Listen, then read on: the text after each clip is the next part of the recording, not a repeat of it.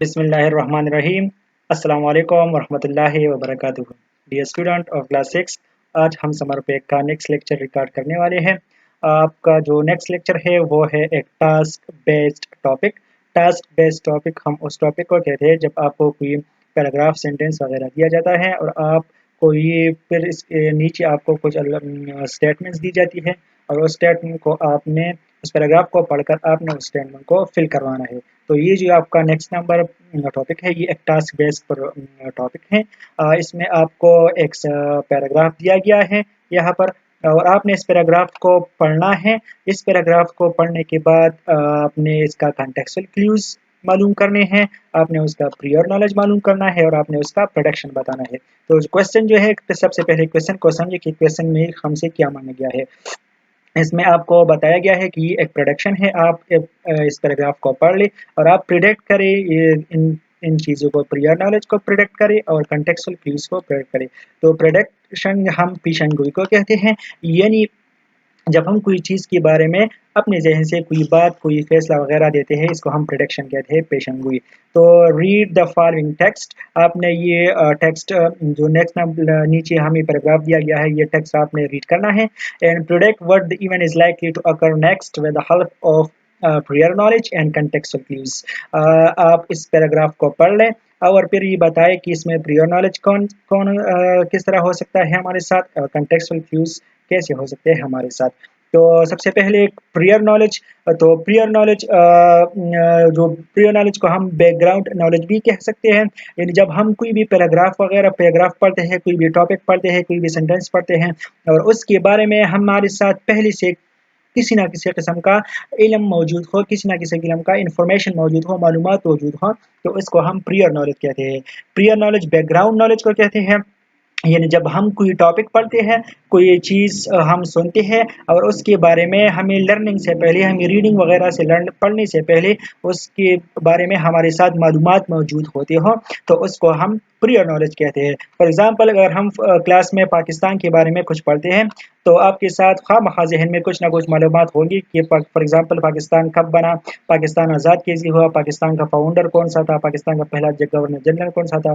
तो ये आपके जहन में प्रियर नॉलेज है, यानी बैकग्राउंड नॉलेज है या पहले से मौजूद इल्म होता है। इसके बाद जो कॉन्टेक्स्चुअल क्लूज होते हैं, इसको हम उर्दू में सियाक व सबाक कहते हैं। ये कॉन्टेक्स्ट क्लूज एक पैराग्राफ में, एक सेंटेंस में, एक यूनिट में, एक पैसेज में हिंट्स होते हैं, हिंट्स इशारे को कहते हैं। ये एक ऐसी इशारे होते हैं जब हम कोई सेंटेंस पढ़ते हैं, कोई पैराग्राफ पढ़ते हैं, कोई सबक यूनिट वगैरह पढ़ते हैं, पैसेज पढ़ते हैं और ये इसमें हमें न्यू वर्ड्स या जो वर्ड्स हम जिसके जो जिस जो हमारे साथ अनफेमिलियर होते हैं, जो न्यू वर्ड्स होते हैं, नए अल्फाज होते हैं, उन माने हम आसानी से तलाश करें या हमें आसानी से समझ आए।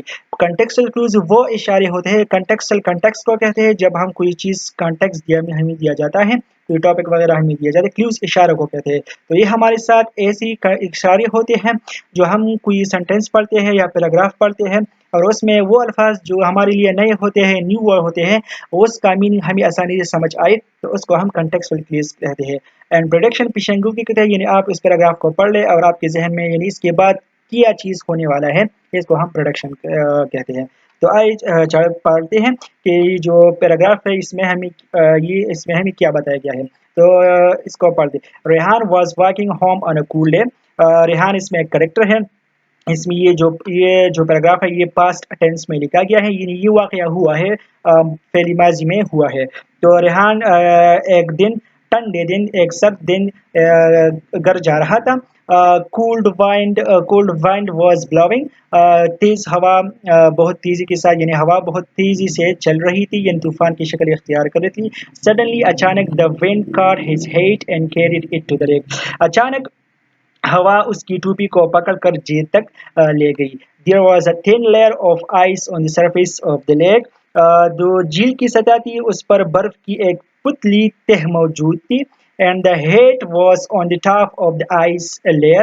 ये जो हेड था, ये टूफी जो थी टूबी, ये बर्फ की तह के ऊपर गिर गई और वहां पर मौजूद थी। यानी हवा ने उसकी टोपी को लेके गया, और उसकी टोपी को लेके गया और वहां पर एक झील थी जिसका जो एक जिसके ऊपर एक बर्फ का एक तह मौजूद था, पुतला सा तह मौजूद था और जो टूपी थी वो उस पर गिरी। His mother gave this height to him and he liked too much। ये जो हेड थी, ये टूपी जिसको हम वगैरह कहते हैं, ये टूपी का एक किस्म होता है। ये जो हेड थी ये उसकी माँ ने उसे दिया था और वो उसको बहुत ज्यादा पसंद करता। Rihan tested the ice with his tool. Rehan ने उसे वापस ले आने के लिए कोशिश की। तो उसकी रेहान ने अपने पैर से बर्फ को जांचा। टेस्टेड मीन जांचना या इम्तिहान लेना, यानी रेहान उसके सामने चला गया ताकि वो अपनी टूपी को वापस उठा के ले आए। It looked safe but he could see the water at the edge of the ice। जैसे ही उसने या वहाँ पर अपना पाँव रखा तो वह बहुत महफूज दिखाई दे रहा था, लेकिन उसकी नीचे लेकिन उसके नीचे पानी भी दिखाई दे रही थी।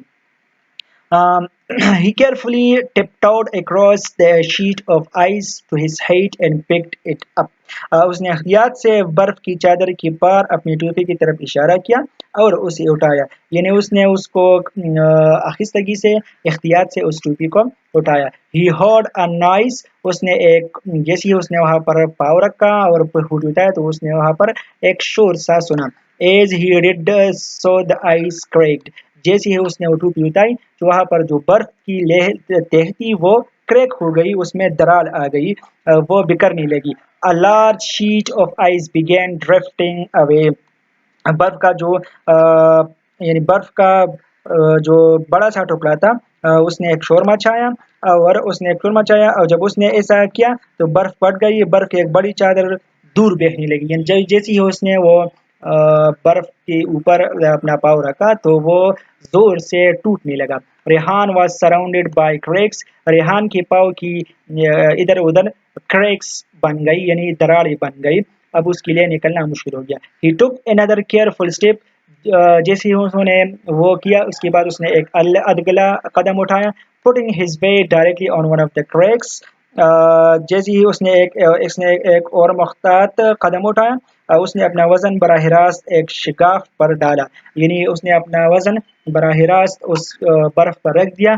एंड देन और फिर अब ये स्टोरी हमारे लिए उसने इनकम्प्लीट दी है। अब आपने स्टोरी को पढ़ने के बाद अपने जहन में ये लाना है कि इसके बाद क्या होने वाला है, इसका प्रियर नॉलेज कैसा हो सकता है, इसका कॉन्टेक्सुअल क्लूज कैसा हो सकता है। तो जिस तरह मैंने आपको बताया कि प्रियर नॉलेज हम सबसे पहले लिखेंगे कि प्रियर नॉलेज हमारे साथ बैकग्राउंड नॉलेज होता है। हम जब कोई टॉपिक पढ़ते हैं तो उसके रिलेटेड हमारे साथ जहन में सबसे पहले उससे मौजूद जो इल्म होता है उसको हम प्रियर नॉलेज कहते हैं। और कॉन्टेक्स्ट ऑफ क्लूज जब हम कोई पैसेज, पैराग्राफ, सेंटेंस वगैरह पढ़ते हैं और हमारे लिए जो न्यू वर्ड्स होते हैं, नए अल्फाज होते हैं, उसकी मीनिंग हमें आसानी से समझ आते हैं तो इसको हम कॉन्टेक्स्ट ऑफ क्लूज कहते हैं। तो इसका जो प्रियर नॉलेज है वो है यानी कूल्ड वेदर, इसका प्रियर नॉलेज है ice on the lake, water visible at the edges of the ice. यानी जब भी हम ये पढ़ते हैं ये पैराग्राफ तो हमें इससे अंदाजा लगा सकते हैं कि वहाँ पर जो मौसम था वो सर्द था। आइस ऑन द लेक, वहाँ पर जो झील थी उस पर बर्फ मौजूद थी। एंड झील की बर्फ की नीचे जो तह थी, लेयर थी, उसकी नीचे वाटर जो थी वो विजिबल थी, वो हमें दिखाई दे रही थी। जो कॉन्टेक्सुअल क्लूज है वो ये है कि Rehan weight on the crack will cause the ice to break further leading to a potentially dangerous situation. यानी कॉन्टेक्सुअल इसके बाद क्या आने वाला है, ये जब हम कोई चीज़ पढ़ते हैं और उसको बैकग्राउंड नॉलेज को इस्तेमाल करते हुए हमारे सामने क्या आने वाला है या क्या आ सकता है तो उसको हम कॉन्टेक्सुअल क्लू कहते हैं। यानी जब हम पढ़ते हैं तो रेहान जब दूसरा पाँव वहाँ पर रख देता है तो ये जो आइस ब्रेक है, ये आइस जो का बर्फ का जो टुकड़ा होता है या लेयर होता है वो ब्रेक हो सकता है और ये एक रेहान के लिए एक डेंजरस यानी खतरनाक सिचुएशन पैदा कर सकता है। एंड जो प्रोडक्शन है पेशेंगोई वो ये है कि the expected event would be the ice breaking and Rehan facing the risk of falling into the water. जो प्रोडक्शन है पेशेंगोई वो ये है कि जो लेयर है आइस का वो ब्रेक होगा, वो टूट जाएगा और रेहान जो है वो नीचे पानी में चला जाएगा। आपका कोई भी सवाल हो तो आप कमेंट सेक्शन में पूछ सकते हैं। नेक्स्ट लेक्चर के लिए आप अपना ख्याल रखिए। अल्लाह हाफिज़।